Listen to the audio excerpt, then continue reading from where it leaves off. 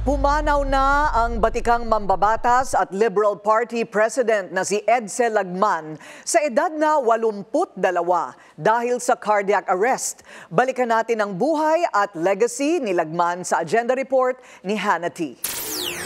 Pasado alas 5 ng hapon ng January 30, pumanaw si Albay 1st District Representative Edsel Lagman. Isinilang noong May 1, 1942 sa Malinaw, Albay. Unang pinasok ni Lagman ang larangan ng batas bago ang politika. Nagtapos siya sa University of the Philippines, Diliman at nakilala bilang isa sa pinakamahuhusay na legal minds ng bansa. Bilang human rights lawyer, ipinaglaban niya ang mga biktima ng martial law at itinulak ang mga adhikain para sa social justice. Taong 1987, pumasok siya sa Kongreso bilang kinatawan ng Albay 1st District. Ito ang simula ng kanyang isang mahabang legislative career na tumagal ng mahigit 3 dekada. Sa kanyang panunungkulan, siya ang naging pangunahing may akda ng ilang mahahalagang batas. Kabilang ang Responsible Parenthood and Reproductive Health Act of 2012 na nagbigay daan sa malawakang access ng publiko sa contraception at maternal health care. Pero hindi naging madali ang kanyang legislative journey. Taong 2010, naitalaga siyang House Minority Leader kung saan mahigpit niyang hinarang ang mga pulisiyang itinuring niyang anti-democratic. Kinontra niya ang panukala para ibalik ang death penalty, ipinaglaban ang freedom of information at matapang na sinuportahan ang SOGI Equality Bill, isang kontrobersyal na panukala na naglalayong protektahan ang LGBTQ+